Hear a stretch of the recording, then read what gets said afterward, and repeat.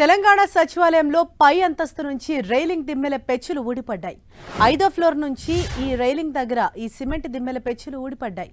సచివాలయం లోపలికి వెళ్లే పోర్టికో దగ్గర సిమెంట్ దిమ్మెల పెచ్చు ఊడి కింద పడ్డాయి. కింద మనుషులెవరూ లేకపోవడంతో ప్రమాదం తప్పినట్లయింది. దానికి సంబంధించిన బ్రేకింగ్ న్యూస్ మనం చూస్తున్నాం. సచివాలయం లోపలికి వెళ్లే పోర్టికో దగ్గర ఒక్కసారిగా పైనుంచి పెచ్చులు ఊడి కింద పడిపోయాయి. అయితే అదృష్టవశాత్తు కింద మనుషులెవరూ లేకపోవడంతో పెను ప్రమాదం తప్పింది. తెలంగాణ సచివాలయంలో రైలింగ్ దిమ్మెల పెచ్చులు 5వ ఫ్లోర్ నుంచి కింద ఊడిపడిన ఘటన వెలుగు చూసింది. మరింత సమాచారంతో మా ప్రతినిధి కొండల్ మనకు అందుబాటులో ఉన్నారు.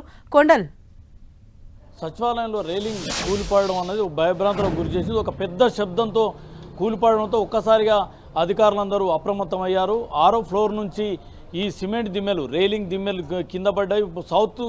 సౌత్ ఎంట్రీ ముఖ్యంగా లోపలికి వెళ్ళేటప్పుడు మినిస్టర్స్తో పాటు మెజార్టీ విజిటర్స్ మొత్తం సౌత్ ఎంట్రీ నుంచే లోపలికి వెళ్తారు. అదే ఎంట్రీ పక్కనే ఈ ఘటన చోటు చేసుకుంది. మనం చూడొచ్చు 6th ఫ్లోర్ నుంచి రైలింగ్ దిమ్మెలు ఒక్కసారిగా కింద పెద్ద శబ్దం చేస్తూ కింద పడడంతో అధికారులందరూ ఒక్కసారిగా భయభ్రాంతులకు గురయ్యారు. అయితే అది ఈవినింగ్ టైం కావడం కొంత ప్రమాదం తప్పిందని చెప్పుకోవచ్చు. మామూలుగా ఉదయం వేళలో డే టైంలో అయితే భారీగా ఆ జనం అక్కడి నుంచి ఉంటారు. అక్కడి నుంచే విజిటర్స్ వెళ్తుంటారు, విఐపీలు వెళ్తుంటారు, అధికారులు వెళ్తుంటారు.